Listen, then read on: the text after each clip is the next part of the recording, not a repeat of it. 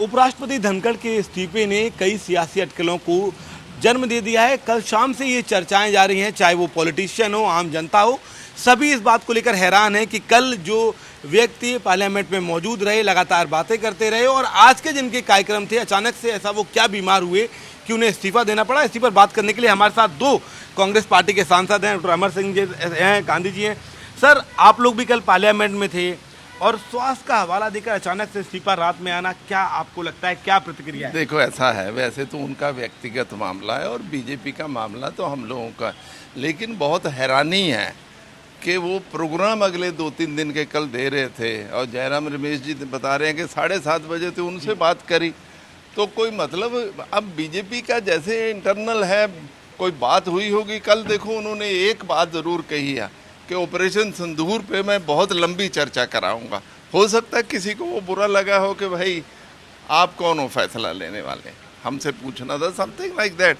बल है तो हैरानी, मतलब सारा दिन काम करते रहे, शाम को कह रहे हेल्थ हो गई, तो थोड़ा सा हैरानी तो हो रही है। सर, आपको क्या लगता है, अचानक से इतनी सीरियस कंडीशन तो नहीं थी कि इस्तीफा देना पड़े? रात को 10:30 पे ट्वीट हो। देखिए, उनका जो कार्यकाल था, उनकी नियुक्ति से लेकर उनका सारे कार्यकाल राज्यसभा, वो भी विवादास्पद था, वो भी हमेशा एक कंट्रोवर्सी में रहा है और उनका इस्तीफा भी कंट्रोवर्सी में चल रहा है।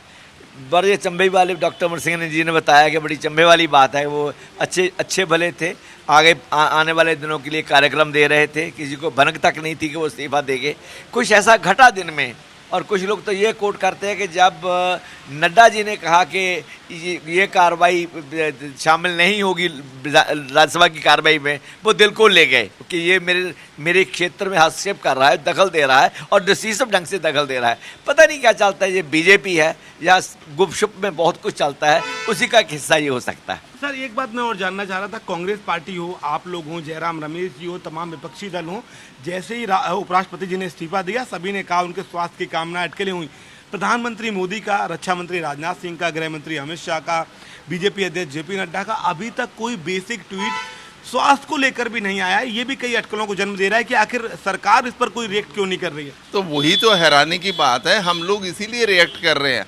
अगर वो सारा कह देते कि उनको बहुत प्रॉब्लम है, पार्टी ने फैसला लिया, तो वो इशू ख़त्म हो जाता है। इसीलिए तो हैरानी है कि पार्टी में तो कोई बोल ही नहीं रहा, सरकार में कोई नहीं बोल रहा है, तो इसलिए हैरानी है। बिल्कुल जैसे डॉक्टर गांधी ने कहा, बीजेपी है, उनके तो इंट्रीग्स ही चलते हैं, अंदर क्या होता है वो भगवान को ही मालूम। सर, ये एक सवाल और रहेगा अंतिम। सर, कल ये कहा जा रहा है राजनाथ सिंह के कमरे में संसद के अंदर कई बीजेपी सांसदों से कोरे कागज पर साइन कराए गए, शाम के वक्त ये हुआ और उसके बाद ही इस्तीफे का जिक्र आया। क्या लगता है आपको, क्या वजह है? देखो, ये सब कुछ पॉसिबल है, बीजेपी में पॉसिबल है। वो लोकतांत्रिक पार्टी नहीं है, डिक्टेटरशिप वाली पार्टी है।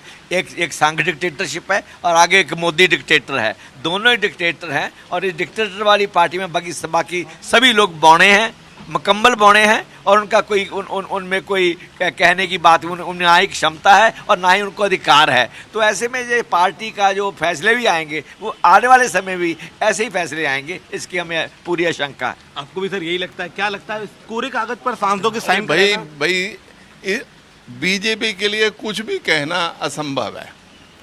मेरे कुलीग डॉक्टर गांधी ने बिल्कुल सही बात कही है कि ये तो इंट्रीग्स वाली पार्टी, अंदर ही कुछ करते रहते हैं और किसी की चलती थोड़ी है। तो ये देखिए, दो सांसद एक साथ कांग्रेस पार्टी के, डॉक्टर अमर सिंह, धर्मवीर गांधी, जिन्होंने जी मीडिया से एक्सक्लूसिव बातचीत की और उनका कहना है कि जिस तरीके से ये घटनाक्रम हुआ तमाम सवाल खड़े करता है, क्योंकि ये दोनों सांसद भी कल पार्लियामेंट में मौजूद थे और उनका कहना है कि उपराष्ट्रपति धनखड़ का स्वास्थ्य एकदम सही लग रहा था। सहयोगी कुलदीप के साथ शिवम प्रताप, जी मीडिया, दिल्ली।